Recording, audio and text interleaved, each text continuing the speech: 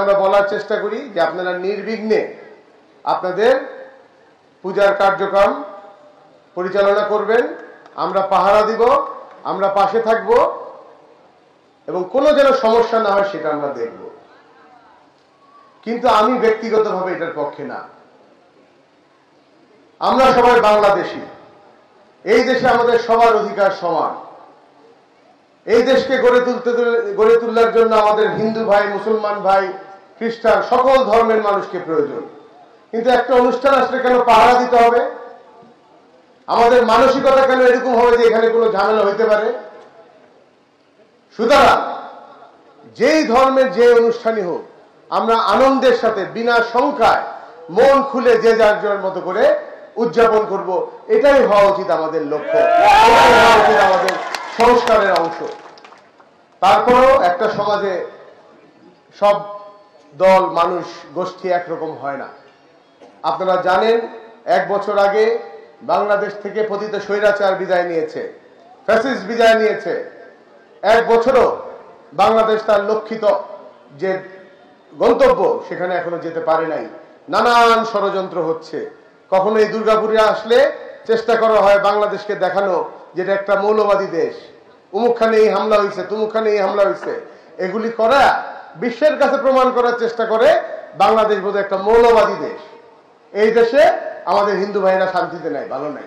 এটা একটা ষড়যন্ত্রের অংশ এবং এই ষড়যন্ত্রের সাথে সবসময় যারা জড়িত ছিল সেই দলটার নাম হচ্ছে আওয়ামী লীগ। এবং সবসময় হিন্দু ভাইদের, সকল ধর্মের ভাইদের পাশে দাঁড়িয়ে বাংলাদেশকে একটা ধর্মীয় সম্প্রীতি, একটা আমাদের সম্প্রীতির দেশ হিসেবে প্রমাণ করার জন্য যারা ভূমিকা রেখেছে সেটা হচ্ছে বাংলাদেশ জাতীয়তাবাদী দল। সংখ্যালঘু সংখ্যাগুরু এই তত্ত্ব বিএনপির মধ্যে নাই। কোন সংখ্যালঘু বলে কিছু আমরা বিশ্বাস করি না। আমরা সবাই বাংলাদেশী, আমরা সবাই এই বাংলাদেশের নাগরিক।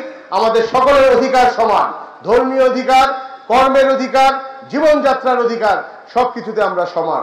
এবং প্রিয় বন্ধুগণ, যে স্বপ্ন নিয়ে আমরা বাংলাদেশ 1 বছর আগে স্বৈরাচার বিদায় করেছিলাম, আমাদেরকে নতুন বাংলাদেশ গড়তে হবে। সেই নতুন বাংলাদেশ গড়ার লক্ষ্যে আমাদের দলীয় ভারপ্রাপ্ত চেয়ারম্যান সাহেব তারেক রহমান সাহেব 31 দফা উনি প্রণয়ন করেছেন, আপনারা জানেন। এই 31 দফার আলোকে বাংলাদেশ সামনে তার অভীষ্ট লক্ষ্যে পৌঁছে যাবে, এটাই উদ্দেশ্য। মনে রাখবেন, এই 31 দফা পালন করতে হলে, বাস্তবায়ন করতে হলে ধীরে ধীরে আমরা সকলে যদি একতাবদ্ধ না হই, ধর্ম, জাতি, গোষ্ঠী নির্বিশেষে, তাহলে কিন্তু দেশকে আমরা এগিয়ে নিয়ে যেতে পারবো না। তাহলে আমরা পারবো না। আমাদের সকল ধর্মের মানুষ এক প্ল্যাটফর্মে আসতে হবে। সেই প্ল্যাটফর্মটা কি? সেই প্ল্যাটফর্মের নাম বাংলাদেশ। আমাদের সকল চিন্তা ভাবনার, গোষ্ঠীর, ব্যবসায়ী, বিভিন্ন রকম পেশার মানুষ, মা বোনেরা, সকলকে একটা কাতারে আসতে হবে। সেই কাতারের নাম কি? বাংলাদেশ। যদি আমরা একত্রিত হতে না পারি, আমাদের দেশকে আপনি যতই সংস্কার বলেন, নিজের সংস্কার আগে না হলে এই কাগজপত্রের সংস্কার কখনো কোনো কাজে লাগবে না।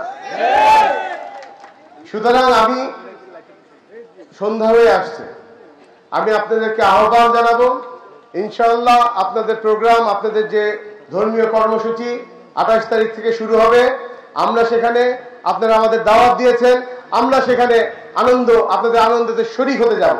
কোনো পাহারা দেওয়ার বিষয় নাই, আমরা শরীক হতে যাব। আপনারা আপনাদের মতো মন খুলে আপনাদের ধর্মীয় অনুষ্ঠান উদযাপন করবেন। আমাদের ভারপ্রাপ্ত চেয়ারম্যান তারেক রহমান সাহেবের নির্দেশনা আছে। আমাদের দলের চাঁদপুর জেলার সম্মানিত সভাপতি শেখ ফরিদ আহমেদ মানিক সাহেব আজকে মতলব দক্ষিণে আসছিলেন, উনিও একই নির্দেশনা দিয়েছেন যে আমাদের নেতা কর্মীরা, এলাকাবাসী সবাই মিলেমিশে যেন আমরা একটা আনন্দ ঘন পরিবেশের মাধ্যমে এই দুর্গাপূজাটা উদযাপন করতে পারি। তারপরেও কোথাও যেন কেউ কোনো ষড়যন্ত্র করতে না পারে। আমরা শুধু বিএনপি না, আমরা সকল এলাকাবাসী, প্রশাসন সবাই সতর্ক আছি। কারণ যারা বিভিন্ন রকমের সমস্যা সৃষ্টি করতে চায় তাদের কোনো পরিচয় নাই, একটাই পরিচয়, তারা হচ্ছে সন্ত্রাসী। সন্ত্রাসীর কোনো দল হয় না। এই সন্ত্রাসীরা যদি কোথাও কোনো চিন্তা করে থাকে এই মতলব থানায়, সাবধান হয়ে যেতে হবে। তা না হলে দলগতভাবে এলাকার মানুষজন, প্রশাসন, পুলিশ থেকে শুরু করে এখানে অন্যান্য আইন শৃঙ্খলা বাহিনীর সদস্যরাও থাকবে, কেউ কিন্তু রেহাই পাবে না। সুতরাং আমরা এখানে উপস্থিত থাকব। গ্রামে যারা থাকে আমাদের নেতা কর্মীদেরকে সেভাবে বলে দেওয়া আছে, তারাও আপনাদের সাথে উদযাপন করবে, প্রতিদিন যাবে আসবে, খেয়াল রাখবে। আমি আশা করি কোন রকম বাধা বিঘ্ন ছাড়া গতবারের মতো এবারও আমরা অত্যন্ত আনন্দের সাথে এই পূজা উদযাপন করতে পারবো। এবং আগামী 30 তারিখে আশা করি মতলব উত্তরে যে কয়েকটা সম্ভব পূজা মণ্ডপ আমরা পরিদর্শন করব। এর আগে পরেও আমাদের নেতাকর্মীরা পূজা মণ্ডপগুলিতে উপস্থিত থাকবে আপনাদের সাথে একত্রতা ঘোষণা করার জন্য। আরেকটা কথা বলতে চাই, সেটা হচ্ছে এখানে আমাদের অনেক বিএনপির নেতাকর্মীরা উপস্থিত আছেন। ফেব্রুয়ারি মাসে আসন্ন নির্বাচন, জাতীয় নির্বাচন, এটা বাংলাদেশের মানুষের প্রাণের দাবি। গণতন্ত্র মনা মানুষের প্রাণের দাবি হচ্ছে গিয়ে নির্বাচন। মানুষ তার নিজের ভোটটা দিতে চায়, যে ভোট তারা গত 17 বছর দিতে পারে না। দেখে নেই সময় কতক্ষণ আছে। আচ্ছা, তো সেই ক্ষেত্রে এই নির্বাচনকে বাধাগ্রস্ত করার জন্য নানানভাবে নানান রকম ষড়যন্ত্র শুরু হয়ে গেছে। আমাদের এলাকায়ও মাঠে ঘাটে ঘোরাঘুরি করে আমরা দেখছি একটাই দল, বাংলাদেশ জামাতে ইসলামী, আর গণ অধিকার পরিষদও সম্ভবত আছে। আজকে দেখলাম আমাদের জামাতে ইসলাম দাবি করতেছে পিআর পদ্ধতিতে নির্বাচন হতে হবে। এই পিআর পদ্ধতি কি? আমার মনে হয় 6 মাস আগে ওনারা নিজেরাও জানতো না। আপনারা কয়জন বুঝেন পিআরটা কি? কেউ বুঝলে একটু হাত তুলেন তো। সাংবাদিক ভাইরা ক্যামেরাটা একটু এদিকে নেন, দেখি কে বুঝে। কেউ বুঝেন পিআর? হ্যাঁ, না, এই যে আপনারা বুঝেন তো মনে, হাত তুলেন নাকি? পিআর সিস্টেম কেউ বুঝে না। মানুষ তার পছন্দের প্রার্থীকে ভোট দিতে চায়। এই পিআর সিস্টেম তারা এখনো বুঝে না রে ভাই। কেন এটা মানুষের উপর চাপায় দেওয়ার জন্য একটা অযথা জিনিস নিয়ে কেন্দ্রে নির্বাচন বানচাল করা যায়, দেরি করা যায়, একটা ঝামেলা করা যায়, সেই চেষ্টায় আপনারা ব্যস্ত কেন? আমি সকলকে আহ্বান জানাবো শান্তি সম্প্রীতির সাথে থাকার জন্য। জনগণকে ভোট দিতে দেন না। যদি মনে করেন যে আপনাকে দাড়ি পাল্লা ছাড়াই আমরা ধান ওজন দিয়ে নিয়ে যেতে পারবো, তাহলে সমস্যা কোথায়? সুযোগটা দেন, দাড়ি পাল্লা লাগে কিনা এটা আমরা দেখি। জনগণকে এটা সুযোগ দেন নির্ধারণ করার জন্য। তো যার জন্য আপনাদেরকে সতর্ক থাকতে হবে। বিভিন্ন জায়গায় বিএনপি নেতা কর্মীদের মধ্যে ঝগড়াঝাটি, মনোমালিন্য কোনো ভালো কারণে না, কোনো ভালো কারণে ঝগড়া না, স্বার্থ নিয়ে ঝগড়া, ভাগে কোনোটা কম পড়ছে এই জন্য ঝগড়া। অমুক খানে অমুকেও দরবার করছে, আমি করতে পারি না, এটা নিয়ে ঝগড়া।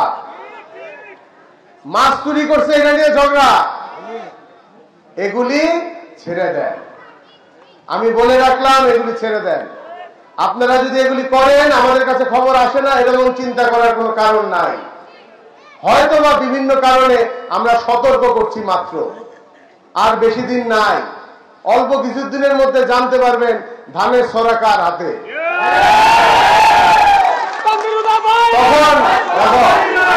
তখন কিন্তু যেই হোক সে, আল্লাহ তাআলা যার ভাগ্যে লিখে রাখছে, কাউকে কিন্তু কোনো ছাড় দেওয়া হবে না, যত বড় নেতাই হোক।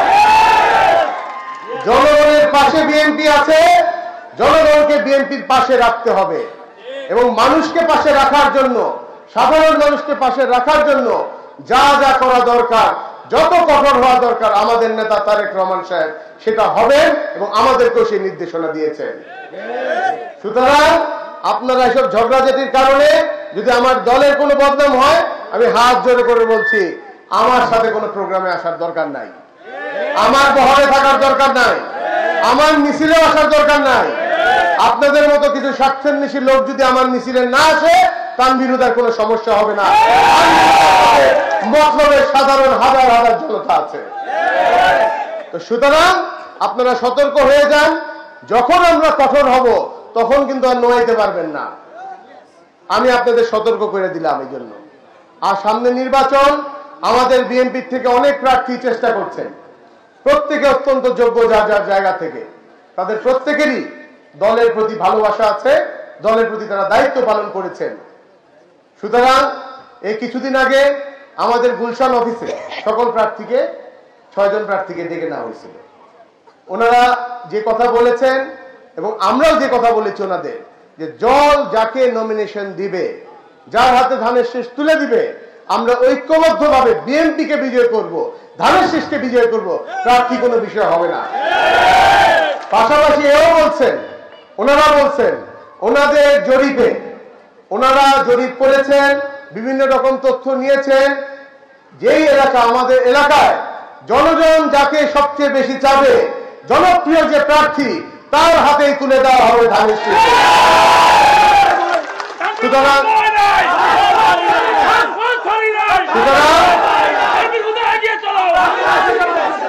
সুতরাং আমাদের নেতাকর্মীদের দায়িত্ব হচ্ছে ধানের শীষকে জনপ্রিয় রাখা।